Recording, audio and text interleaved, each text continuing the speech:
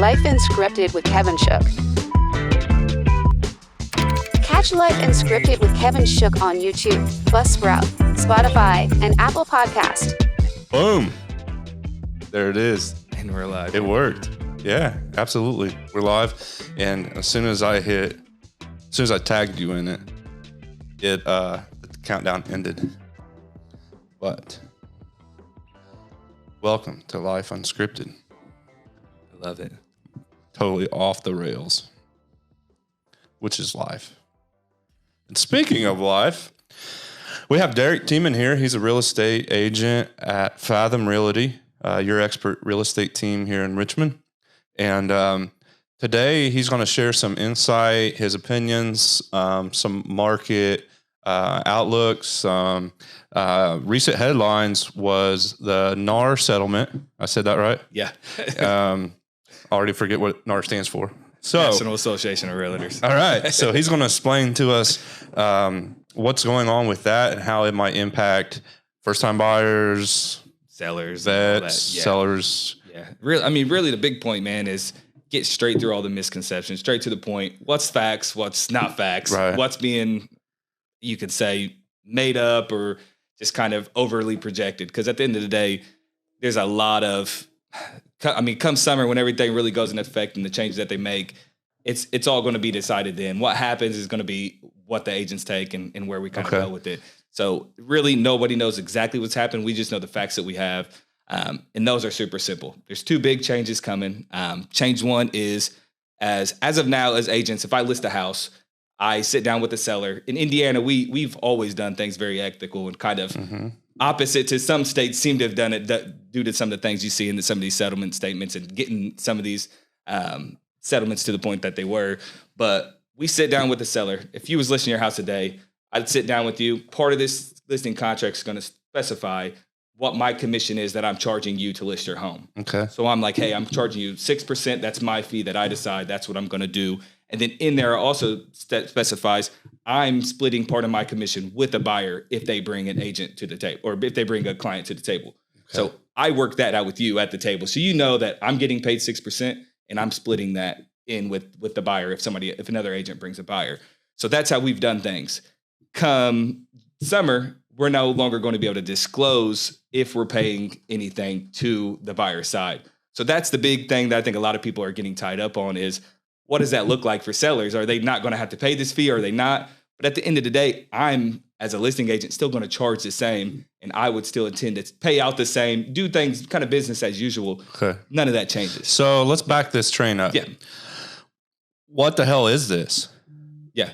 How to get here? So a lot of people. So like what happened? What is the NAR settlement? Yeah. So it all was rooted from some sellers in a lot of bigger areas. You look at New York, California, a lot of fast-paced, high-scale markets where they're selling multi-million-dollar homes. Their contracts look a lot different than ours. A lot of these areas weren't disclosing that there was even some of the commission going to a buyer's agent. They was just listing their house, fast-paced, paying large percentages from, again, 6% million-dollar deals. Mm-hmm. That's a lot of money. And they didn't even know that it was going to pay this other side of the transaction. So some lawyers formatted a lawsuit against the association forcing change. What I find kind of ironic is, judging by the changes that they're putting in place, the seller really sees very little impact. It really impacts a buyer more than the seller because, like kind of we was talking a little bit before, if you come to list your house, I let's say it cut commission in half, 3%, you get to sell your house. Well, what do you got to do once you sell your house? You got to buy a house. Right. You're still going to pay that another 3% to your agent on the buy side because a buyer's agent, we're not going to work for free.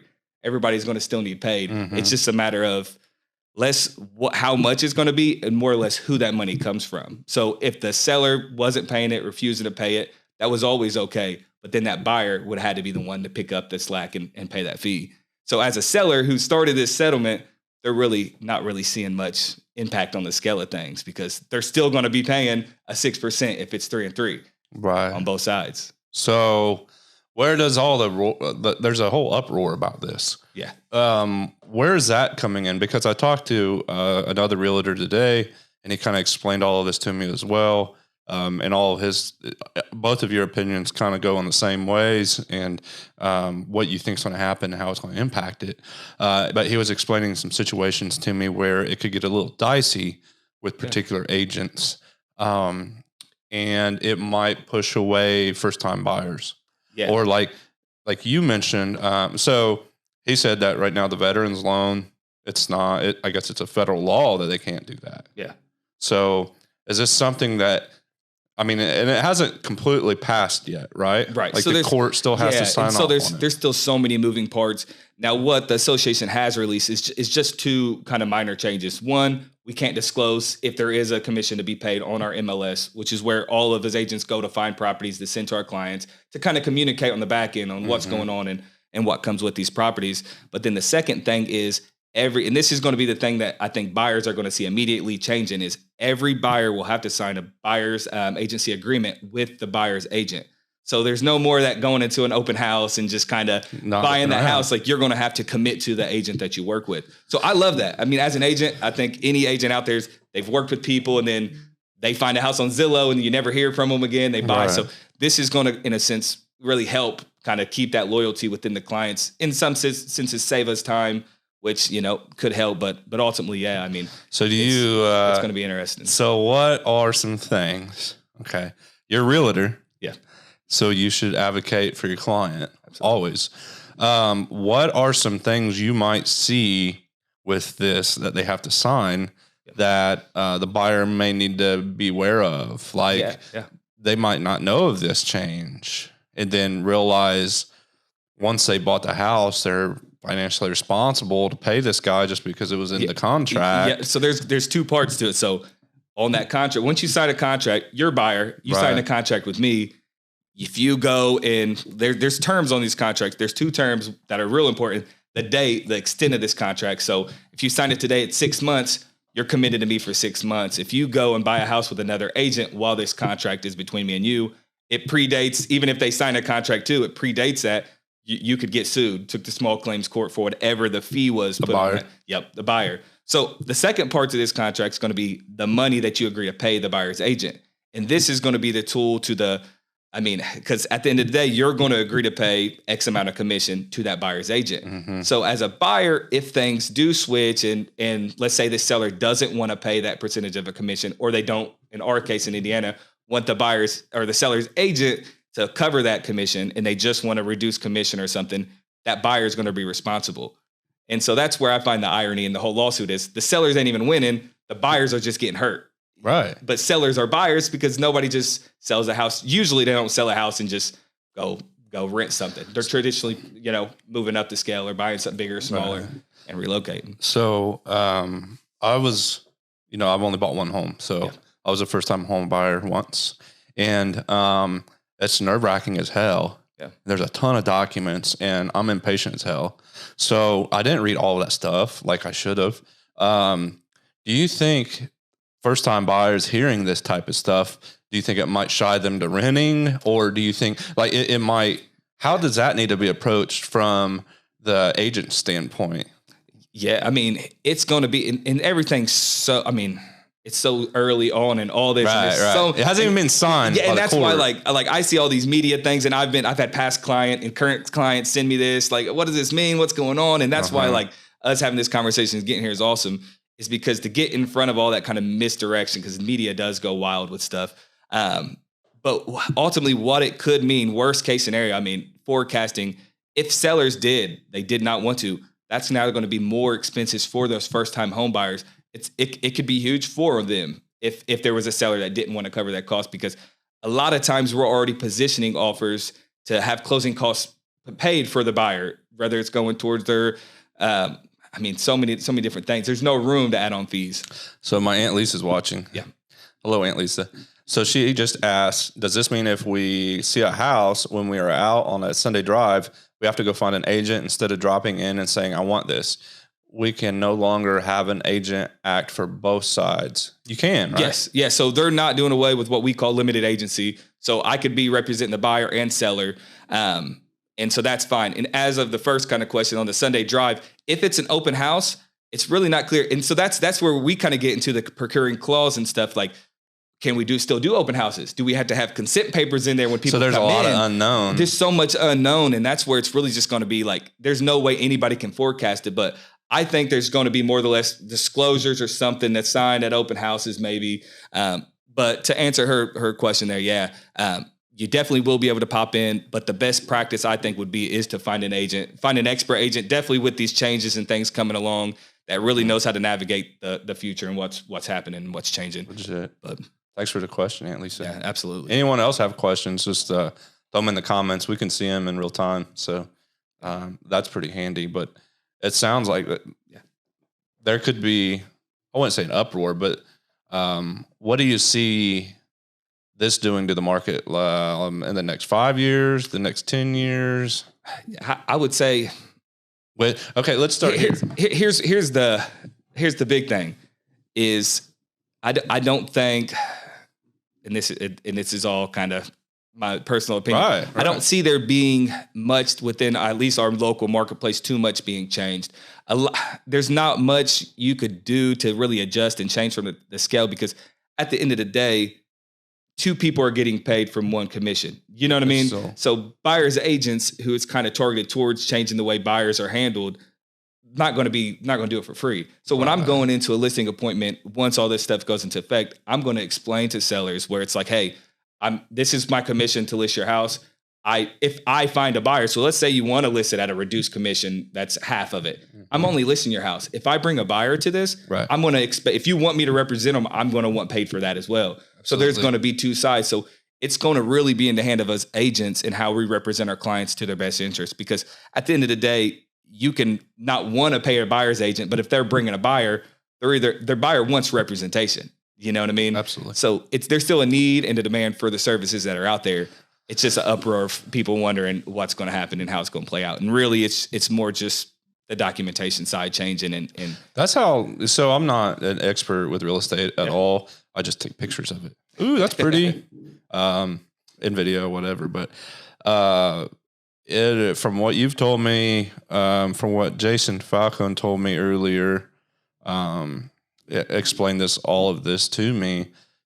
It seems like it is just more of a documentation thing. Yeah. The pay doesn't really change for the realtors. It's more so the documentation of where that other half's coming from. And here, sign this. Buyers are going to have to be more aware of what they're signing because it's going to be in that agreement. And I feel like, you might have an agent that's not the most honest or the most empathetic towards their buyer that might just slide that, hey, 6 months, 12 months. Yeah. And I mean, and it is, I've always advocated for both buyers and sellers. You got to know what you're signing, and you really, really need, you got to ask questions, especially with these buyer agency agreements. So, because they won't have to let you out. You might be committed to an agent and really doing more research than you did before on working with buyer's agents. That's going to be huge. Know who you're working with. Yeah, because I've worked with buyers who, end up closing with other people. I know a lot of other ones has, and every agent, whether it's a personality type, the way they do business, or it's literally you just want that flexibility. You can demand where it's like, hey, I want to see this house that you have listed today. I don't want to be committed with you no longer than one day. You're in control of what goes in the dots. You know what I mean? So make sure that you know what that says. So we got to wrap up here in a minute. Thanks, Ellen. She said, I'll do a great job. She didn't say anything about you. Ellen? We're talking about that. Yeah, we'll talk about that after. So what's the timeline on this? What's like what was the last step? What's the next step? Yeah, as of steps, I'm not sure, but I know the changes to the contracts are coming this summer. I can't remember if it's either June or July that the changes will go into effect. So starting this summer, we will be having those buyer agency agreements will get pushed out there. Those MLS fees are going to have to come off the MLS. So the first steps to seeing the difference in the market that everybody's kind of freaking out about, those are already confirmed. Those are already going to happen. Okay. So that's when it rolls out, and then it's going to be all fun from there. Okay. So we'll cut this, but we will follow up. Because I think the next thing I'll ask you about is the lending agencies and their reaction. Yeah. Oh, yeah, that's a whole nother ballgame. Yeah, because there's going to be. I know they've been in a lot of changes, a lot of meetings, trying to adjust and stuff. So I know there's going to be changes on that end because there's going to be some times where it ain't covered. There's some fees that ain't going to be covered. It's going to be different. And then to ask for credits from lenders and stuff like that might come up, but it's going to be interesting. Because I mean, if I'm first time and I'm seeing all these little 3,500 here, $5,000 here. Yeah, it gets. Plus, you're not supposed to move money around in your bank accounts while you're trying to get a loan. It's so overwhelming, and that's what I'm most scared about. Is it's going to impact the people, the core first time buyers more than anybody. Them are the ones that are. We're the intimidated. You're the intimidated. Yeah, so it's like for us at the end of the day, as from a real estate perspective, there's no one price agent for all. There's agents and brokerages out there, independent brokerages and unique brokerages that allow their agents to do stuff for free if they want to. So it's not the question of, are we going to take less? We already decide the price that our service is worth. Right. So if it was going to be discounted, it would have naturally been discounted from those agents willing to do it cheaper. Absolutely. And there are options out there that you get less. It's just like anything. You know what I mean? So that's already. I feel like you get what you paid for. Exactly. So I've heard of some realtors saying, I'll just cut my commission and get more business. Well, at the end of the day, if you do that math, it's still the same amount. Yeah. You're just working a whole lot more. Yep. So plus you get what you paid for. And then the quality goes down. And the quality goes down. And then you just brought everyone else's shit down. Yeah. And now, so it'll be interesting to see what the changes. We'll have to jump on here again a year from now and be like, hey, look what changed. Hey, we have better Wi-Fi. Right. Hey, we got fiber now downtown. That'd be great. That's funny. I would love to have fiber up here. Yeah. But so far we're good with this. But Ellen followed up with you. There you go. Thanks, Ellen. Got you. So I actually have to go over there to stop this damn thing. But everyone, thanks for popping in. Life Unscripted. Talk to Derek about this NAR settlement. We'll follow up again and see where it's at here in a few months or whatnot. Stay on it. Keep researching it. And then, as it progresses, we'll do this. And especially if the court signs off on it. Absolutely. And if anybody out there has questions about it, sees something, reach out to me. I'm always happy to talk about it. Whether it's an agent, because I know a lot of agents don't got the resources or ain't talking to the right people, so they might have questions. So, and if any agents want to come up here and talk, do a roundtable right here with you and everything else. We'll live stream it and drop questions, and that'd be cool. That'd be fun. That'd be real cool. So, all right, out. Life Unscripted with Kevin Shook.